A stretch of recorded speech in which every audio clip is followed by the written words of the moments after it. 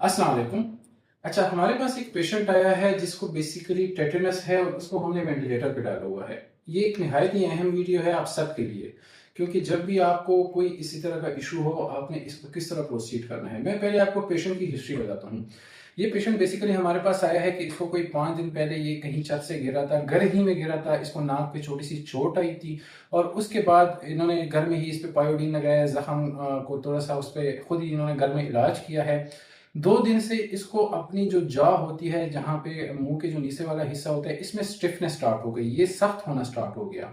उसके बाद ये पेशेंट अपना मुंह ही नहीं खोल पा रहा था। उसके बाद पेशेंट हमारे पास आ गया। हमने जब पेशेंट को देखा, हमें पूरी हिस्ट्री ली, तो हमें ये मालूम हुआ कि पेशेंट को टेटेनस यानी कि तशन्नुज डेवलप हो गया है। अब तशन्नुज एक ऐसी बीमारी है कि जब भी आपको होती है, ये आपके पहले सबसे पहले मुंह का जो जबड़ा होता है, इसके जो स्टिफनेस है वो कॉज करती है। उसके बाद आपके ईयर वे को इन्वॉल्व करती है। उसके बाद आपकी सांस खराब हो जाती है।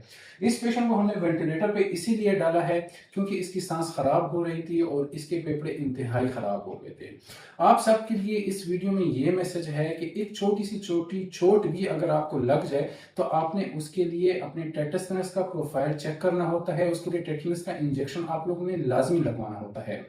अगर आप लोगों को टेटनस का पहले से कोर्स मुकम्मल है और आपको कोई इस तरह की चोट लगती है, तो आप ये देखिए कि आप लोग जो टेटनस का इंजेक्शन, पिछला टेटनस का जो इंजेक्शन लगा है, उसको कंप्लीट हुए 3 से 5 साल हुए हैं या इससे ज्यादा अरसा हुआ है। अगर इससे ज्यादा अरसा हुआ है तो आप लोगों ने लाजमी तौर पे हॉस्पिटल जाके इस चीज का इंजेक्शन लगाना है, क्योंकि जब एक बार इस तरह टेटनस डेवलप हो जाती है तो ये बहुत ज्यादा खतरनाक होती है, ये पेशेंट के लिए भी, उनकी फैमिलीज के लिए भी। तो खुदा इस चीज पे अमल करें और अपनी सेहत का ख्याल रखें।